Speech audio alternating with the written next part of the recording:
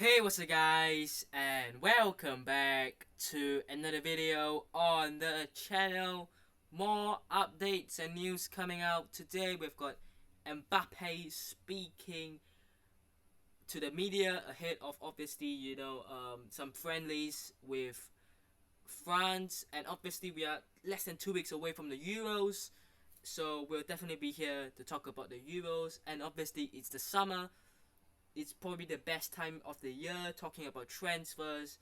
We'll certainly focus on Real Madrid, but we can also talk about news, going on at other clubs as well. But then we also have the new home kit for the 2024-2025 season. We'll, obviously go through that and rate it. And a bit of an update on Alphonso Davies as well, just to clarify as to where we are now that Kylian Mbappé is officially a Real Madrid player, as he has said here in obviously the interviews that he has done, more like a conference, a press conference, but there are some things that he has said that are pretty interesting. So let's run through them now. Starting off with this, probably the most basic thing that he has said, but it's official. I'm a Real Madrid player. I arrive with a lot of humbleness. Find it very interesting that he has chose to say it, because it obviously goes against the kind of thoughts of a lot of people that Mbappe is an egoistic player. So is that statement from him meant to be trying to get the fans to welcome him? Because I'm sure every Real Madrid fan right now is excited for this deal and this transfer that it's been done. I don't think there's a single Real Madrid fan that is still, thinking about, his ego or him rejecting Real Madrid in the past. Because now, at this moment of time, he's a Real Madrid player. So I think that him trying to win over the fans is, maybe not the main objective. But why would he say that? Is he trying to fit in to the club, trying to fit in, to get everyone, to think of him as a humble player? But you know, it could just be he's just truthful and he wants to, fit in. It could just be that. But then we move on to even more. Mbappe, I feel relieved. That is a very, very strong word, relieved. Obviously, that makes it sound like he's been very stressed about this deal for a very long time. So, very interesting. But we move. I want to thank everyone at Real Madrid for their work, especially Florentino Perez. I feel like that is obviously very hurtful to Nasser Al Khelaifi and the upper people at PSG, who have been trying their absolute hardest to tie Mbappe down. But we'll move on to that. Florentino Perez had a lot of confidence in me since the first day. Obviously, we know this love story between Florentino Perez and Kylian Mbappe. It dates back all the way to when Mbappe was even just a kid, and then obviously 2017, 2021, 2022, last year, and now this year. So it's been going on for a long, long time. I'm arriving at the best club in the world. I'm so excited, so happy. It's a dream. I think that this is pure. I don't think that Mbappe, when he rejected Real Madrid 2 years ago, and 3 years ago when he, obviously stayed, he didn't reject Real Madrid because he didn't like Real Madrid, but he wanted to stay at PSG more. So, him saying all this, I think it's true. I think it's pure. It's not nothing with any intentions. Personally, I think that way. I will be a Real Madrid player for the next 5 seasons at the minimum. So obviously, him saying that, we know he has got this contract until 2029 now, 5-year contract. Look, he's still, how old is he? Isn't he like 25 now? Or is he 24? I know he's growing. I know he's from the days when we thought he's like 19, 20. It's been a while. It's been a while. Um, how old is Kylian Mbappe? Let me have a look. Mbappe must be quite old. He's 25. At the end of the year, he'll be 26. So he'll be 30, heading into his prime. So obviously he's got lots to achieve in his career. I mean, he's still yet to win the big major trophies in club football. Yes, he's won a World Cup. He's got into a World Cup final. He's got a hat trick.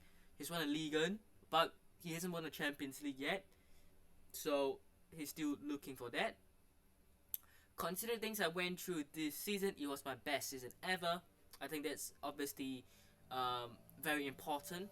I think the next slide might have it. That is obviously in relation to this, which says PSG told me I will not play violently. Luis Enrique and Luis Campos saved me. This is the truth. Now, obviously, the things that he's went through that he said is obviously PSG are making him not play and telling him he won't play violently. Now, I think that is completely true. I think we've heard this before, and this time last year we were talking about this deal, and PSG were threatening him that he won't play, and he was left out of their pre-season tournament, if you remember. And then afterwards, when Luis Enrique and Luis Campos came in, starting the season, they made sure he played.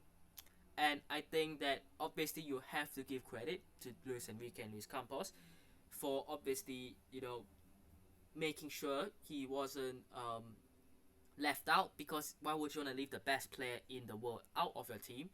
And in a sense, going against the likes of Nasser Al-Khelaifi and the upper end at PSG, but in a sense, they want to help themselves out as well. I mean, Luis Enrique obviously wants Mbappé to play because he's the best player in the world. So it's kind of both ways, but fair play. We might have a few more. Yep. Mbappé, the messages from Cristiano, who's my idol, Casillas, and Ramos made me emotional. I thank them. That's pretty nice to hear. And I think this is the last one. Mbappé, it would be a shame if I said I was unhappy at PSG because I now have my new club. But there were people and things that made me unhappy. Clearly, Nasser Al-Khelaifi and that pen. And that, I think, has been Mbappe's main talking point with the conference/interview that he has done here. I think that obviously after he has left now, he can speak freely about the things and the people. He's not going to name names, but he can indirectly direct the people/things at PSG that make him unhappy. And I really feel like the likes of Nasser Al-Khelaifi and the upper end were the biggest problems. And obviously now, he's not going to talk a lot about it anymore because he's left and he's joining Real Madrid, his dream club. But I feel like it was very interesting that he chose to say it. And I saw someone make a comment saying he's going to slowly, start leaking the secrets out. I don't think he's going to, do an interview every few days saying the same thing and, slowly talking about the really bad stuff going on last season at PSG. I just think that this is more of a general statement, or more of a thank God I have managed to escape from PSG kind of a story. I think now that he has left, there will be less emphasis on PSG but more on Real Madrid. So, as much as Real Madrid fans are really excited and happy that he's talking bad about PSG, look, I don't like PSG not because of them as a team, but I think it's because of the people who run the club. And personally, I think that the way they treated Mbappé was poor. The way they were trying to force him to stay and sign that new renewal extension for the extra year until 2025 was poor. And Mbappé is just, obviously coming out and clarifying and supporting the argument that everyone knows about.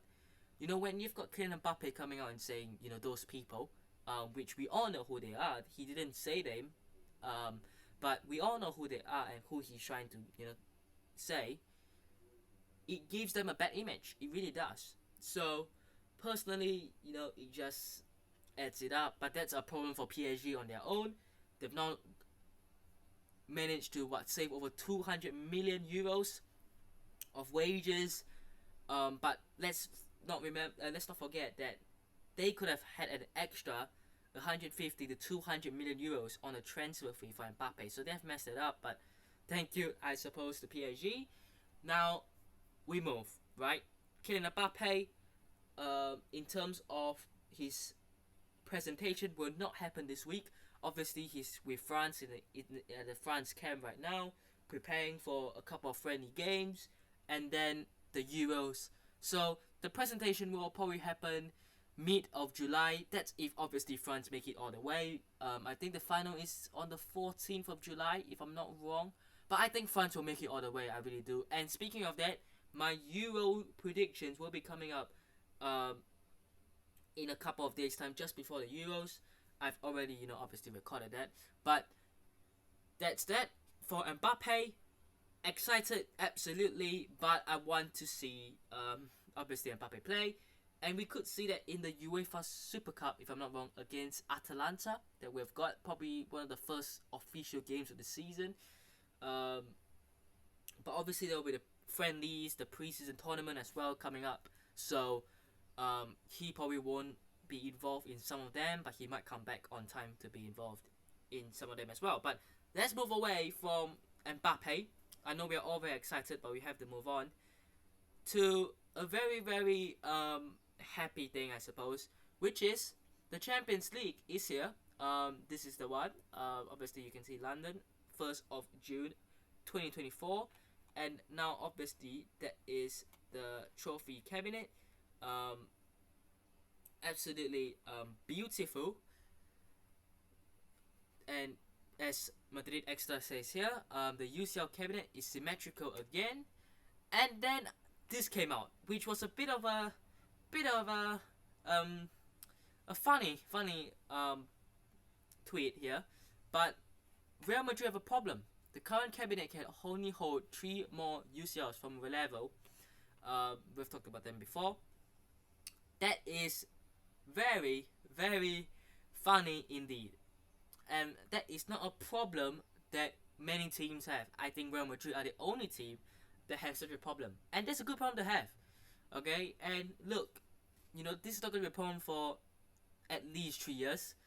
That's if Real Madrid win the next 3 Champions League in a row to make it a 4-peat. But it might happen. Who knows? Not that Mbappé is here. But that is obviously a very, very, very good problem. And then the new kit is out. Now, this season we saw a very interesting kit. The white and obviously the gold stripes. Last season was the white and the purple, if I'm not wrong. Now we're going back to the white and the black stripes. I think every season Real Madrid kits look banging. I think you can put whatever color on the collar and obviously the stripes, and you'll look banging. If I was to rate this kit out of 10, a solid 8.5. I think this season's kit was good, but I think this just looks cleaner. But I think it's kind of because we've seen this season's kit so many times. Once you start seeing the players wear this every game, every home game at least, it will / might get a bit boring. But I think this kit looks clean. It's a typical white with the badge, the Adidas, obviously the Emirates sponsor in the middle, and then it's nice stripes. The collar looks very, very nice, very clean. Solid 8.5, really, really nice looking kit.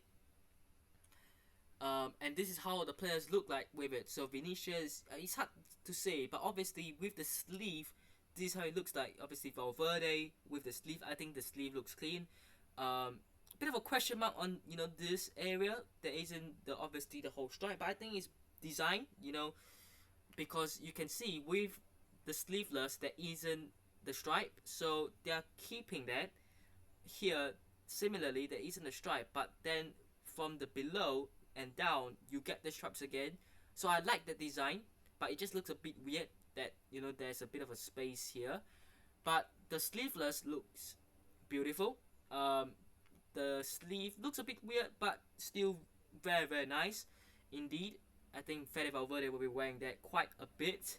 The full sleeve, and obviously Mendy and Militao there as well, looking clean, looking good. And it's cold indeed.